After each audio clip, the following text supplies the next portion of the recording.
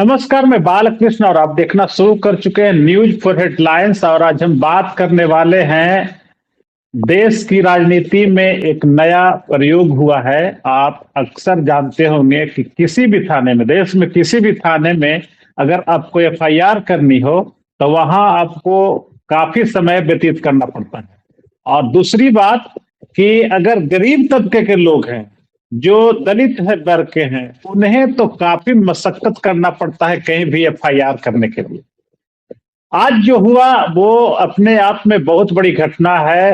देश के सबसे बड़े सर्वोच्च लीडर, नेता प्रतिपक्ष जो हैं, उन्हें एक एफआईआर दर्ज करवाने के लिए 7 घंटे बैठना पड़ा थाने के बाहर, और तब जाके एफआईआर हुआ। आप सोच सकते हैं, इतने बड़े लीडर को अगर बैठना पड़ता हो एक एफआईआर के लिए, तो समझ लीजिए देश के बाकी हिस्से में जो दबे कुचले गरीब शोषित वंचित वर्ग के लोग हैं, उन्हें कितनी पीड़ा होती होगी, कितना परेशानी उनको होना पड़ता होगा। आज इसी टॉपिक पे हम बात करने के लिए मेरे साथ जुड़े हुए कांग्रेस के नरेश प्रसाद अकेला, जो नालंदा जिला के पूर्व जिला अध्यक्ष रहे हैं, और बीजेपी के वरिष्ठ नेता हैं ब्रजलाला प्रसाद जी। आप दोनों का स्वागत है। चलिए, आपको भी मेरी ओर से धन्यवाद धन्यवाद। सबसे पहले मेरा सवाल हम करेंगे कांग्रेस जो है जिलाध्यक्ष, पूर्व जिलाध्यक्ष नरेश प्रसाद जी से। नरेश जी, आपको तो आज बहुत खुश हो रहे होंगे। आपके नेताजी काफी जंग एक जीत गए। उन्होंने कहा कि जो पहली जीत, न्याय की पहली दहलीज पर जीत उनका हो गया है। वहां बैठे वो संसद मार्ग पुलिस स्टेशन में 7 घंटा, लेकिन आखिरकार उन्हें जीत मिली। वो कहे थे कि हम 1 महीना, 2 महीना, 6 महीना तक कंटिन्यू बैठेंगे, लेकिन उनको 7 ही घंटा बैठना पड़ा। एफआईआर दर्ज हो गया। क्या कहिएगा आप? इसमें खुशी होने की बात नहीं है। जो हमारे देश का जो स्थिति है, जब राजधानी के थाना में और विपक्ष के नेता को बैठना पड़े 8-8 घंटा, 6-6 घंटा, तब एफआईआर हो। यह एफआईआर तो जब करना ही था तो पहले क्यों नहीं किया जा सकता था? जो देश का स्थिति अभी है वो बहुत दयनीय है। इसलिए हमारे नेता विपक्ष के राहुल गांधी जी, उनकी सोच है कि भारत के नागरिक पर किसी प्रकार का कोई कष्ट आएगा या किसी प्रकार का दिक्कत होगा, उसके साथ मैं खड़ा रहूंगा। उसी का एक थोड़ा झलक है। और पूरे देश में बहुत जल्द राहुल जी का यह जो है पूरे देश में घुल घुल कर ऐसा कारनामा देखने को मिलेगा आपको। अच्छा, क्या वजह रही इतना लेट जो हुआ? 6-7 घंटा हुआ। आप क्या मानते हैं, किस वजह से लेट हुआ? किस वजह से इतना 7 घंटा उनको बैठना पड़ गया? देखिए, वो अभी तो दिल्ली पुलिस जो है हमारे गृह मंत्री अमित शाह जी का अंडर में आता है। दिल्ली पुलिस जो है पूरा अपना सरकार के हाथ गोड़ जोड़ रहा था कि हम क्या करें नहीं करें। यही में करते करते लोगों ने वहां से सिंगल आया होगा, वहां से पहले सिंगल आया होगा कि नहीं करना है, जांच हो रहा है, यह हो रहा है, वह कर करके इनको भगा दीजिए, टाल दीजिए। लेकिन ये तो मतलब देश के जनता के लिए एक अडिग आदमी है, जान देने के लिए भी तैयार है राहुल जी, हमारे आदरणीय। अच्छा ब्रजलाला जी, आपको क्या लगता है, ये जो बोल रहे हैं और राहुल गांधी भी बोले थे कि पहले एफआईआर दर्ज नहीं करने के लिए भी किसी ने सिग्नल दिया? वो कहे साफ तौर पर, कहे अंतिम में कि पुलिस वालों का कोई गलती नहीं है, इनको जैसा इंस्ट्रक्शन मिला वैसा इन्होंने काम किया। इनको अंतिम समय में इनको इंस्ट्रक्शन मिला कि ठीक है एफआईआर दर्ज कर लो, तब इन्होंने दर्ज किया। डायरेक्ट अमित शाह जी का उन्होंने नाम लिया। क्या बात है, सही बात है? देखिए, संवैधानिक व्यवस्था है।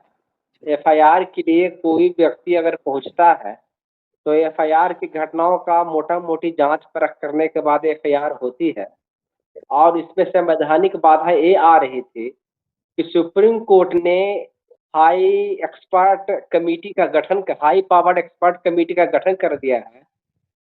और हाई पावर्ड एक्सपर्ट कमेटी में 3 न्यायाधीश हैं, सीबीआई के निदेशक हैं, और वह कमेटी जांच कर रही है इस पैलेट गन की गोली चलने वाली घटना के साहिल लोचब के पर जो गोली चला है पैलेट गन का, उसकी जांच कर रही है। तो उस परिस्थिति में थाना प्रभारी को या जो भी महकमा के हेड हैं, उन्हें यह संशय बना हुआ था कि जिस केस की मॉनिटरिंग, जिस केस का जांच सुप्रीम कोर्ट कर रहा हो, सुप्रीम कोर्ट द्वारा गठित HPEC जो कमेटी है, हाई पावर्ड एक्सपर्ट कमेटी है, जिसमें 3 जज हैं, निदेशक हैं, DGP स्तर के लोग हैं, तो उस जांच कर रही उस परिस्थिति में हमारी भूमिका का क्या मायने रहेगा? हमारी भूमिका का मायने क्या है, यह जानने और समझने में, और उच्च लेवल के पदाधिकारी को, न कि अमित शाह जी को और गृह मंत्री से बात करने में उन्हें देर हुई, और उसके बाद लगा कि इसका राजनीतिकरण राहुल गांधी जी कर रहे हैं, इस FIR का दुरुपयोग कर रहे हैं, गलत मैसेज डेवलप कर रहे हैं। तो लोगों से मशविरा के बाद, पुलिस महकमे के शीर्ष लोगों से मशविरा के बाद FIR दर्ज हुई।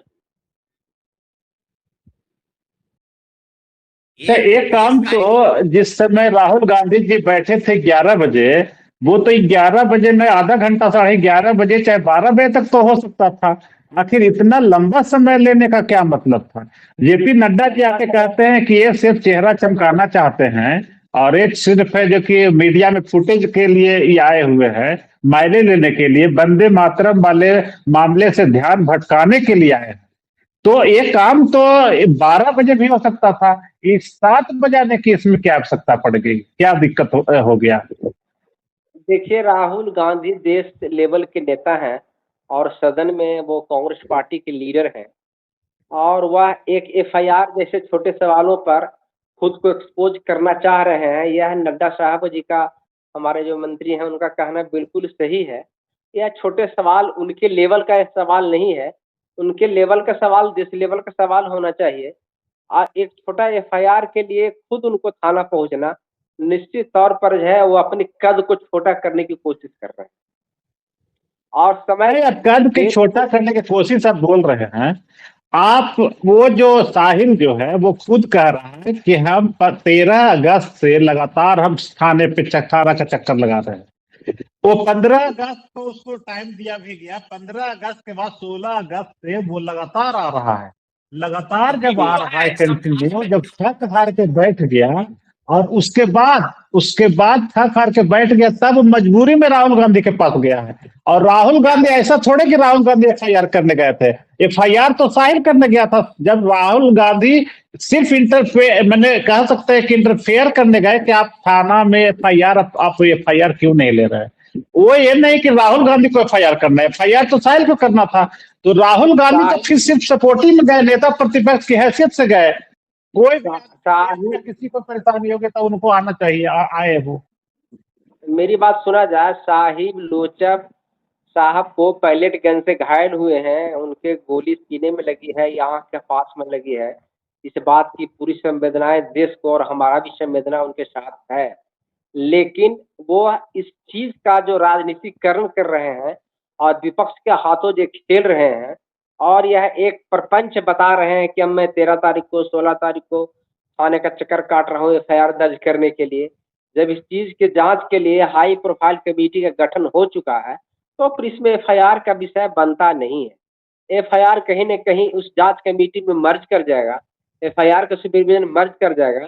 लोचब जो है कांग्रेस के राजनीति का शिकार बन चुके हैं, वह लोचब के लिए अच्छा नहीं है। लोचब को अपनी स्वतंत्र अस्तित्व कायम रखने की जरूरत है, उन्हें न्याय मिलेगा अगर उनके साथ गलत हुआ है। नरेश जी, आपको क्या लगता है, राहुल गांधी जहां चाहते हैं वहां चले जाते हैं, लेकिन जंतर मंतर पर जहां पैलेट गन चला था, जिस एरिया में, वहां तो राहुल गांधी नहीं पहुंचे जंतर मंतर पर प्रोटेस्ट करने के लिए, वहां पर साथ देने नहीं गए। तो आज उनको लगा कि हमको माइलेज ले लेना है, पॉलिटिकल माइलेज ले लेना है, इसलिए तो नहीं आए, जो आरोप लगा रहे हैं बीजेपी के नेता। नहीं, देखिए, एक देश के युवा है ना, जिसका तमन्ना हो कि हम दरोगा बनना चाहते हैं, उसको उस बैलेट गन से आंख खराब हो जाए, अब तो उसकी लाइफ खराब हो गई। वो थाना का चक्कर काटा, उसके पास कई वीडियो है, कमेटी गठन होने के पहले भी कई थाना में गए हैं, कई बार हो, उसके बाद भी नहीं हो रहा है। बिजलाला जी भी एक सामाजिक कार्यकर्ता है, एक पार्टी से जुटे हुए हैं, राष्ट्रीय पार्टी से। यहाँ भी महसूस करते हो कि थाना में, जब हिलसा थाना में या कहीं उनका लोकल थाना में कोई पब्लिक FIR करने जाता है, अगर नहीं होता है तो निश्चित रूप से बिजलाला जी के पास आता होगा कि आप नेतागिरी करते हैं, चल करके मेरा थाना में FIR करा दीजिए। इसमें कहीं कोई नाम लूटने का या कुछ करने का है ही नहीं। ये जो है देश हित में है, जनता के हित में है। राहुल जी जो कर रहे हैं बहुत अच्छा काम कर रहे हैं। न्याय के लिए अपना जान भी न्यौछावर करने के लिए वह मतलब देश के जनताओं के लिए न्यौछावर करने के लिए तैयार हैं। इसलिए यह सब कोई मामला नहीं है। यह सब जो उड़गंडा उड़ा रहे हैं कि कमेटी गठन है, दुनिया दबाने, गलत है। अगर कमेटी गठन है, हत्या हो जाए किसी का तो एफआईआर नहीं होगा। देखिए सुप्रीम नहीं, ये कोर्ट तो पर कह रहे हैं, ये तो कह रहे हैं कि आप लोग वंदे मातरम से ध्यान भटकाने के लिए भी ऐसा प्रोपेगेंडा है जो रच गए हैं। कर दिया कि जो वहां जो उस समय खाली कांग्रेस पार्टी नहीं किए थे, जो देश आजाद किए थे सभी लोग थे वहां पर। पटेल जी, दुनिया जमान, जिनको भाजपा के लोग भी नतमस्तक रहते हैं, वे लोग पास किए थे। खाली कांग्रेस के लोग नहीं पास किए थे कि क्या करना है। जो साफ और चेन है वो, उसमें कोई अल्फाबेटिकल नहीं है। ये तो ये हिंदू और मुस्लिम का एक राजनीतिक देना चाहते हैं उसके नाम पर अमित शाह जी, अपने बचने की कि इस्तीफा नहीं देना पड़े, छात्र हमसे इस्तीफा नहीं मांगे। ये अपने बचने के लिए जो आदमी जो देश का पहला बार हुआ, देश का प्रधानमंत्री और गृह मंत्री लोकसभा में 20-20 रोज नहीं आए, बड़ा दुर्भाग्य वाली बात है। आप अच्छा आदमी है, बढ़िया है, लोग चोर है, गलत है। आप विषयांतर हो रहे हैं। जो विषय है उसी विषय पर रहिए, और वंदे मातरम विषय अभी नहीं है। अभी सिर्फ एफआईआर में डिले हुआ इस पर विषय है, और यह विषय एफआईआर हुआ। निश्चित तौर पर जब एफआईआर की कॉपी थाने में दिया जाता है तो पुलिस पदाधिकारी अपने लोगों को भेज करके घटना स्थल पर जांच करवा करके एफआईआर दर्ज करते हैं। घंटा, 2 घंटा, 4 घंटा, 5 घंटा, कभी-कभी 24 घंटा का ही वक्त लगता है। राहुल गांधी जब आपके पास वीडियो है कि पुलिस गन छोड़ करके उसका समूचे शरीर में बुलेट लगा हुआ है, गोली लगा हुआ है, अभी भी 200-300 है, उसका लेंस भी ऐसा है कि मरने की जगह पर लगा हुआ जो नहीं निकल सकता है गोली। जब डॉक्टर रिपोर्ट दे दिया, और क्या प्रूफ खोज रहे हैं आप? वो ठीक है, लेकिन गृह मंत्री जी को या पुलिस को कहना चाहिए ना, कह रहे हैं आप गोलियां नहीं चलाए, तो बेचारा को लगा कहां से? आपने मार कर करके आपके भी निकट आया हूं। आप कहना यही साफ चाहते हैं ना, इसीलिए एफआईआर नहीं, ये बात तो राहुल गांधी जी कह रहे हैं कि आपने मार के देखे लाया। राहुल जी साफ कह रहे हैं कि लोकसभा में आप बताइए कि गोली किसने चलाया, चाहे पुलिस जवाब दे इसका, चाहे अमित शाह दे। साफ स्पष्ट है, इसके अलावा कुछ नहीं। देखिए यह पायलट गन का जो एक चीज हम बोलना चाहेंगे कि ठीक है, कह रहे हैं कि ये सरकार सजग है, तो जिस दिन पायलट गन चला, जिस दिन से साहिल घायल है, क्या नैतिक जिम्मेवारी सरकार की नहीं बनती है कि उसका आंखें खराब हो रहा है, उसके दिल के पास पायलट गन का छर्रा चला गया है, पूरा शरीर जख्मी है, तो क्या मेडिकल टीम जो है सरकारी स्तर पे उसका है कि जांच कर रही है? आज वो भी आरोप लगाया गया है कि इसका जो स्वास्थ्य का जांच जो है, चाहे इसका इलाज जो है वो सरकारी स्तर पे नहीं किया जा रहा है, वो निजी स्तर पे खुद वो कर रहा है। तो ये क्या कमेटी अगर बनी हुई है, कमेटी अगर इंसाफ अगर करता है, तो क्या वो घायल है, अगर वो बीमार है, तो क्या कायदे से फर्ज नहीं बनता है कि सरकार उसका इलाज करवाए? देखिए वह तो विषय अलग हो गया। एचपीईसी जो है वह मेडिकल सबूतों को भी एकत्रित करेगी या मेडिकल टीम का भी सहारा लेगी, और सहारा लेगी। सबसे पहली बात, आप इस बात पर जाइए कि जिस पैलेट गन के एफआईआर के लिए राहुल गांधी थाना में आज कुर्सी लगाकर 5 घंटा बैठे हैं, इस पैलेट गन का शुरुआत भारत में कब हुआ? 2010 में यूपीए सरकार में यह पहली बार पैलेट गन का इस्तेमाल कश्मीर में किया गया, उन उपद्रवों के लिए जो ईंट, रोड़ा, पत्थर सीआरपीएफ के जवानों पर चला रहे थे। आज 2010 से लेकर 2013 तक पैलेट गन का पूरा दुरुपयोग कहिए या उपयोग कहिए, वह कांग्रेस रीजन में ही शुरुआत हुआ। तो जब भीड़ का नियंत्रण खो देता है और पुलिस को लगता है कि भीड़ हमारे नियंत्रण से बाहर है, तो उस परिस्थिति में पैलेट गन चला और पैलेट गन लग गया। साहिल लोचा को लग गया पैलेट गन, पुलिस के ही गन से ही लगा होगा, नो प्रॉब्लम। लेकिन उसकी जांच हो रही है। घटना जब घटी है तो सुप्रीम कोर्ट पर भरोसा रखिए, उसकी टीम पर भरोसा रखिए। आप छिछला काम नहीं कीजिए, आप निचले स्तर का काम नहीं कीजिए। संवैधानिक व्यवस्था पर ही आपको भरोसा रखना होगा। आप भारत के व्यवस्था, भारतीय संवैधानिक व्यवस्था में अगर आपकी आस्था है तो आप भारतीय सुप्रीम कोर्ट द्वारा जांच की गई एचपीईसी के जो कमेटी है, जिसमें शैलेंद्र कौर वगैरह भी हैं, शुक्ला जी हैं, झा जी हैं, सारे लोग हैं, तो उनके जांच का इंतजार करना होगा। घटना जब घट गई तो जांच सामने आएगी और उसका इंतजार करना होगा। उसका पॉलिटिकल माइलेज लेने की कोशिश न करें, राहुल गांधी न करें, कांग्रेस न करें। यह छिछला लग रहा है कहीं न कहीं से। वंदे मातरम पर जो नहीं पॉलिटिकल नहीं, ठीक है, आप कह रहे हैं कि पॉलिटिकल माइलेज लेने की कोशिश ना करें। आप दो बात कह रहे हैं, एक तो कह रहे हैं कि 2010 से जब पहले इस्तेमाल हुआ था, 2014 में आप लोग बैठे, 2013 के पहले कांग्रेस के लोग कर रहे थे, तब कोई गलती करे तो आप उसको चाहते हैं कि भाई आप उसको कर मैंने सर्टिफाई कर रहे हैं कि ठीक है वो कर रहा था हम भी करेंगे, कोई गलत कर रहा है तो आप भी गलत करिएगा। नहीं गलत, पब्लिक उसको हटा दिया, लेकिन नहीं, आप क्या गलत- कर रहे हैं कि जनता को बताइएगा ना। मैंने गलत सही विषय मैं नहीं कह रहा हूँ। बोल रहा है कि यह राइट राहुल गांधी को नहीं है तो वह पहले जनता विरोध में एफआईआर दर्ज कराने की बजाय, क्योंकि उसका शुभारंभ राहुल गांधी नहीं किया था, यूपीए सरकार ने ही किया था। वो करता छोटा करता, हम आप भी कुछ यही करते थाना में जाकर के, एफआईआर नहीं होता था करवाते हैं बैठ के कुर्सी पर, कि क्यों नहीं कीजिएगा। क्या बात करते बिरला जी, एक सामाजिक कार्यकर्ता है, आप गांव से जुटे हुए आदमी हैं, क्या नहीं होता है। हम लोग नहीं कहते थाना में एफआईआर किसी का होता है तब। जिसकी जांच सुप्रीम कोर्ट की कमेटी पर, आप करते जिसकी जांच हम करते हैं, राहुल गांधी का बात छोड़िए। बिल्कुल जरूरत पड़ने पर थाना जाते हैं, लोगों को मदद करते हैं, लेकिन जिसकी जांच सुप्रीम कोर्ट की कमेटी पर, आप बात समझिए ना सर। विपक्ष का नेता का या कहीं विपक्ष का नेता का क्या काम है ये बताइए आप।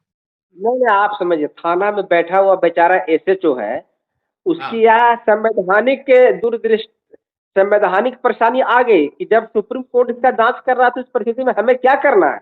तो जब तक उच्च पदाधिकारी को मशवरा नहीं करता है, फलना से मिल लेता है। राहुल जी बोले कि ठीक है हम जाते हैं, वहीं मिलते हैं। वो तो बोला था, वो तो कहे राहुल जी की ठीक है आपकी मजबूरी कुछ है तो आप ऊपर जाते हैं हम। हाँ तो नहीं तो ठीक है, तो वही एक बात है। नोएडा में देखिए, घटना स्थल अगर वो पार्लियामेंट स्ट्रीट के पास था, जंतर मंतर के पास था अगर, तो आपको एफआईआर लेने में दिक्कत हो रही थी।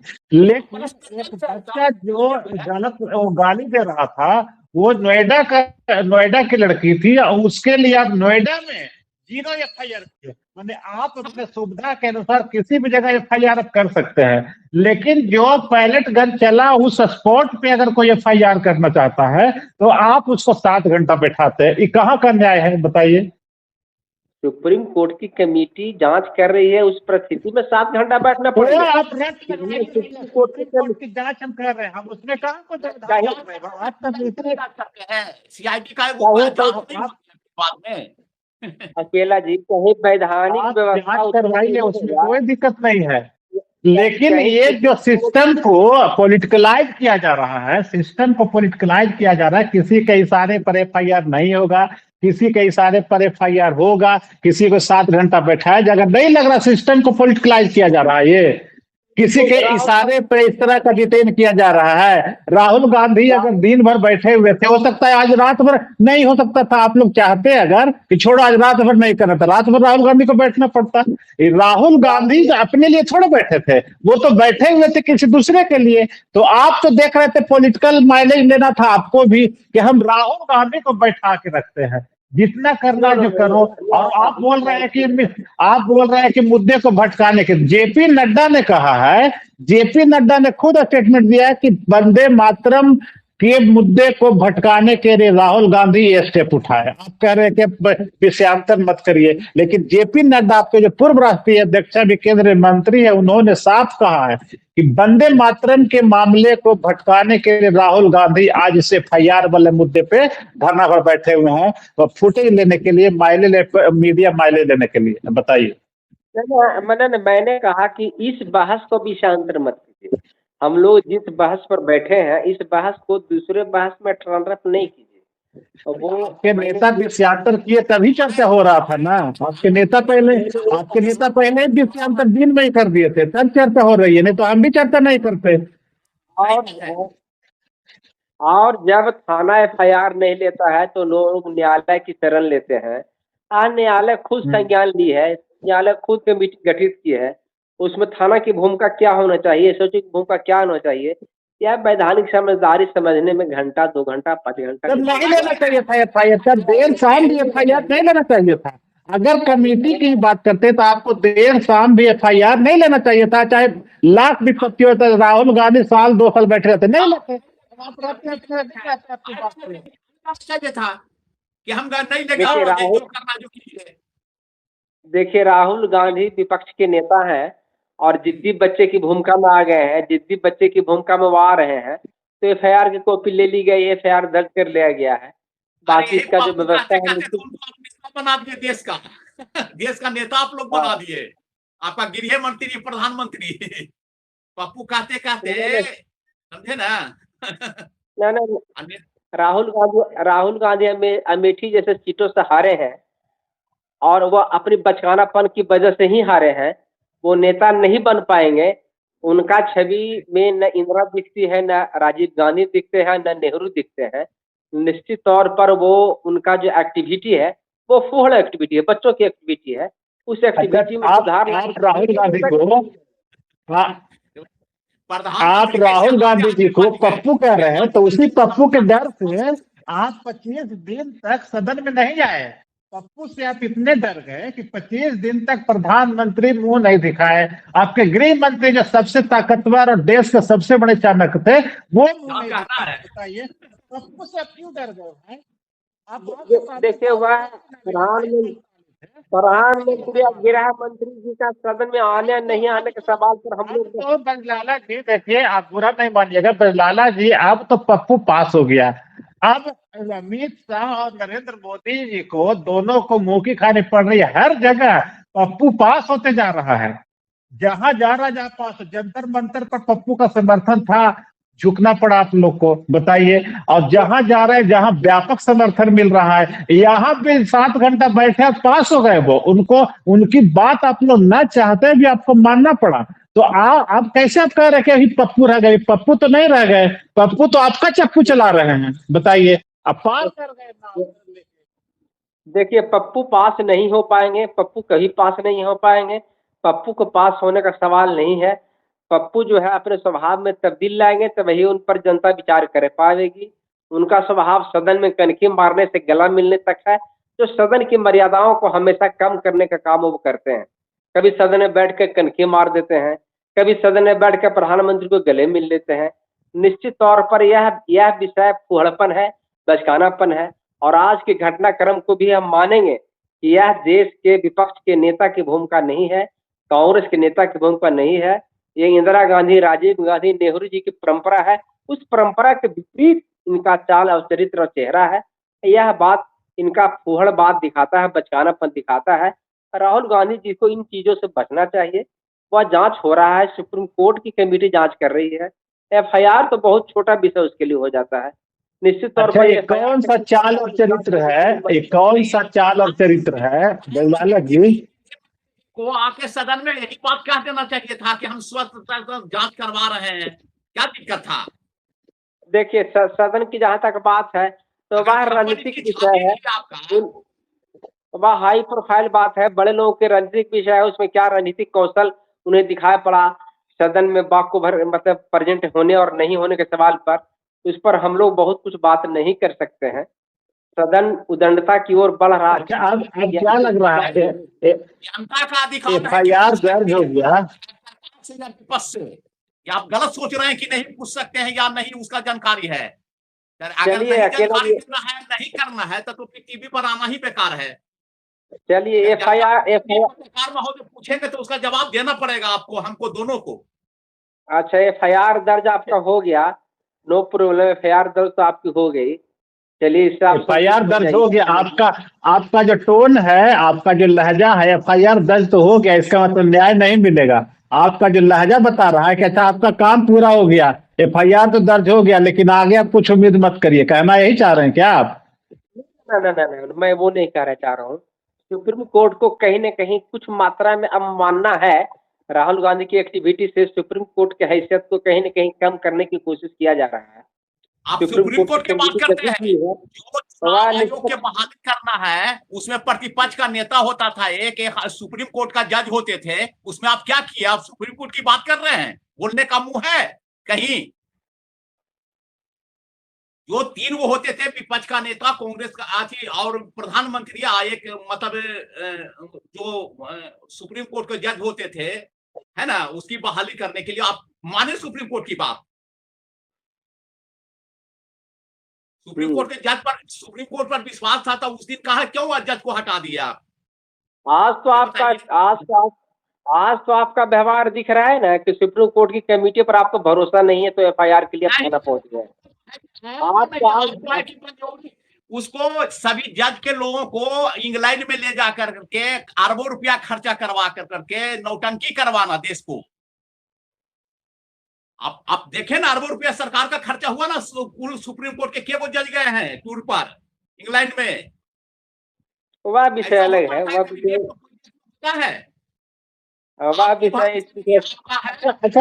अच्छा, अब इस विषय को यहीं रोकते हैं। एक आखिरी सवाल और लेंगे। बिजलाला जी, जो आज राजस्थान में जो घटना हुई और जो सीजेपी के लोगों पर जो अटैक हुआ है, कहा जा रहा है तथा कथित बीजेपी के लोग थे और उन लोगों ने अटैक किया। हमको पहले इस बात का जवाब दीजिए, कोई स्कूल अगर खराब है, कोई स्कूल में अगर तबेला चलता है, आपके गांव में अगर तबेला अगर है स्कूल में, तो आपके गांव के लोग मना करेंगे कि आके इसको ठीक नहीं करो? आप लोग जो आरोप लगा रहे हैं, आप लोग जो कह रहे हैं कि जो स्कूल में जैसे है वैसे ही रहने दीजिए, जो ये सबको आप घोषणे नहीं दिए, आपको लगता है कि गांव वाले अटैक किए हैं वो सीजेपी वाले पे? कौन लोग अटैक किए, जो सिर्फ आपसे जानना चाहते हैं बस? देखिए, वह विषय जो है वो तो गांव वाले लोग ही ने अटैक किए। किसी न किसी को मत भरम करवा। आपको लगता है जिस गांव का स्कूल खराब है उसी गांव के लोग अटैक करेंगे? जिस गांव का स्कूल तबेला में चलता है, उस गांव के लोग समर्थन करेंगे ना, जो उसको ठीक करने आएगा, कि उसका विरोध करेंगे, उसका साथ अटैक करेंगे? आपको लगता है, कहीं से लगता है ये किसी एंगल से इस बात मानने वाली बात है आपको? देखिए, बाहरी हमारे स्कूल में आइए, मेरा स्कूल खराब है तो हम तो बुलाएंगे सब लोग कि आइए मेरा स्कूल ठीक कर दीजिए। हम ऐसा थोड़ा है कि हम अटैक कर देंगे ठीक करने वाले पे, उसका रिपोर्ट देने वाले पे। लेकिन बहका करके यह कार्य किया गया है। बहकावे में क्या किया गया, कहीं न कहीं से राजनीतिक प्रेरित मामला ये है। नहीं, 1 साल पहले उस स्कूल के बारे में चर्चा की गई थी और 1 सप्ताह पहले भी सरकार को कहा गया था कि ऐसा स्कूल को ठीक कर दिया, हम लोग नहीं आएंगे। जब सरकार ने ठीक नहीं किया, राजस्थान की सरकार ने, तब वहां मजबूरन वहां लोग गए थे और उस पर आप लोग अटैक करवा दिए। सब लोग को चिट्ठी लिखा गया है कि हम जाएंगे वहां, स्कूल में ऐसी ऐसी घटना है, सरकार को कहा गया है, पूरा पहले ही चिट्ठी दिया गया है प्रशासन को भी। एक भी प्रशासन वहां नहीं था। सोच लीजिए क्या प्लानिंग था मारपीट करने का। इसमें क्या दिक्कत है? सरकार के काम में तो सहयोग है, आप और हम सब सहयोग दे सकते हैं। अगर कहीं कोई गड़बड़ी है, स्कूल में है, चाहे कोई हॉस्पिटल में है, अगर कहीं कोई गड़बड़ी है किसी कार्यालय में, तो उसका तो रिपोर्टिंग हम लोग करते तो और बेहतर है ना। सरकार को संज्ञान में आएगा, सरकार के संज्ञान में आएगा तो और वो सुधरेगा। तो इसमें कहाँ क्या आपत्ति होना चाहिए? कोई आपत्ति किसी को नहीं होनी चाहिए थी, लेकिन इस पे जो इस तरह का जो माहौल क्रिएट किया गया, बताइए ये कहाँ से उचित है?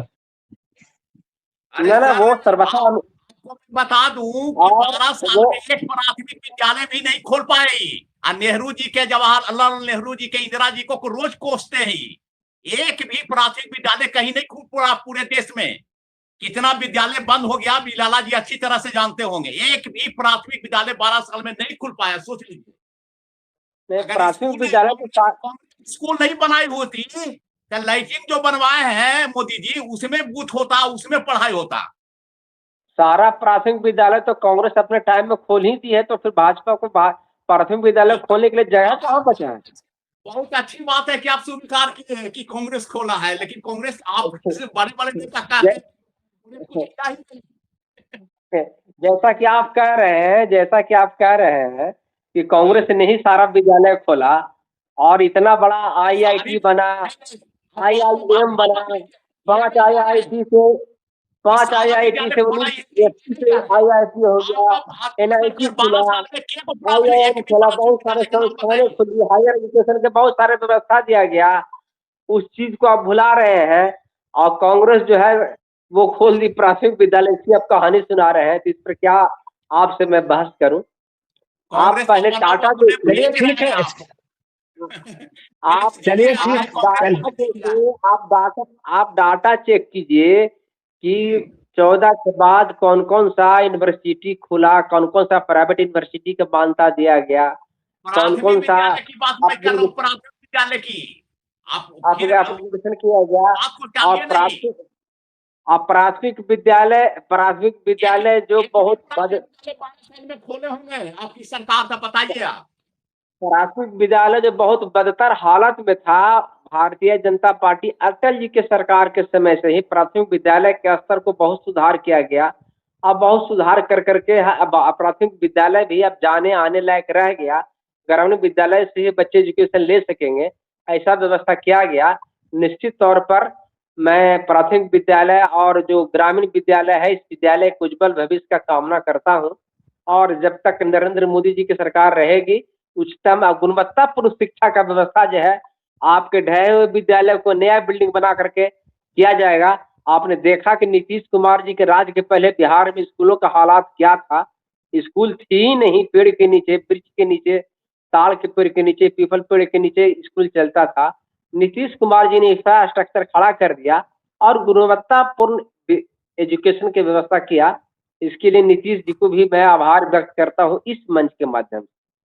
चलिए, सभी हम लोग भी करते हैं, क्या दिक्कत है? जो काम करेगा कांग्रेस कहेगा लोग, कांग्रेस तो सिर्फ लेकिन आप ना बताइए, आप एक समय आदि गठबंधन में है तो नीतीश जी का नाम लेते हैं, आपका प्रधानमंत्री यहाँ आते थे, उनके साथ नहीं थे तो गाली देते थे, नीतीश कुमार कुछ नहीं किया, कांग्रेस कुछ नहीं किया। ऐसी राजनीति होती है देश में? ये बताइए, आपने नीतीश जी क्या बोलते थे, नहीं चाहते थे? प्रधानमंत्री आपका क्या बोलते थे? गृह मंत्री क्या बोले? आप अच्छी तरह जानते हैं लाला जी, या कहने की बात नहीं, नीतीश कुमार जी के नेतृत्व में एनडीए की सरकार थी। उस सरकार में हम हिस्सेदार थे और इस सरकार में हम हिस्सेदार थे। उस सरकार में नीतीश कुमार जी के विकास के कार्यों में जितनी भूमिका नीतीश कुमार जी के मतलब दृष्टि का है, निश्चित तौर पर हमारा भी सहयोग और बल उसमें है और उसका क्रेडिट नीतीश कुमार जी के साथ एनडीए सरकार को जाता है, जिसका मैं पार्टनर था। अरे सुनिए, चलिए ठीक है, आप दोनों को बहुत बहुत धन्यवाद।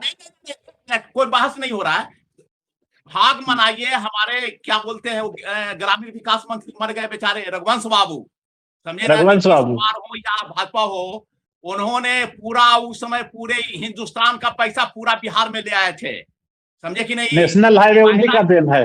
पहला टर्म जो है नीतीश कुमार जी का, आप अच्छे आदमी, हम नहीं कह रहे हैं हम लोग खराब हैं, हम लोगों की जानकारी बहुत नहीं है। रघुवंश बाबू ने पैसा ला करके दिया, इसी में मुख्यमंत्री नीतीश जी बन गए, उसी का देन है। पहला टर्म देखिए नीतीश कुमार जी का, अब फिर और टर्म देखिए कितना विकास हुआ है, कितना रोड बना है, कितना क्या हुआ है, अब बताइए हमको, हमारे पास भी डाटा है। नीतीश कुमार जी के नेतृत्व में अनवरत विकास है, विकास की कहीं कोई कमी नहीं है। और अटल बिहारी वाजपेयी जी ने ग्रामीण क्षेत्रों के विकास का जो संकल्प लिया, प्रधानमंत्री ग्राम सड़क योजना से लेके गरीब कल्याण के बहुत सारी योजनाएं जो अटल बिहारी वाजपेयी जी ने चलाया, उसी का हिस्सा है कि रघुवंश बाबू बिहार को बेहतर पैसा दिए। हमको उठाना है, वो आज विपक्ष का नेता को विदेश में भेजा जाता है। यह अगर मोदी जी या अमित शाह यह बात करते तो आज यह स्थिति नहीं होता कि कांग्रेस विपक्ष के नेता को ऐसे कि एक थाना में जाके बैठना पड़ता, समझे कि नहीं? अटल जी रहते थे, कहते कि नहीं डायरेक्ट एफआईआर करो, प्रधानमंत्री होकर आदेश करते। चलिए ठीक है। अब आप दोनों को बहुत बहुत धन्यवाद। काफी देर हो गया है और हम ये जानते हैं कि आज भी देश के कई हिस्सों में एफआईआर करने में लोगों को परेशानी होती है। आज इसकी बानगी भी देखी गई और बिहार ही नहीं, पूरे देश में कई ऐसे स्कूल हैं जिसके छोटे छोटे वीडियो स्कूल से आए हैं कि कितना विकास स्कूल में हुआ, वो भी सब लोग देखे हैं। इसलिए इस चर्चा को यहीं विराम देते हैं, बाकी सब हम जनता पे छोड़ते हैं। आप दोनों को बहुत बहुत धन्यवाद। चलिए, आपको भी नमस्कार सभी लोग। अगर आपको ये खबर अच्छी लगी तो चैनल को सब्सक्राइब करना नहीं भूलें और बेल आइकन जरूर दबाएं।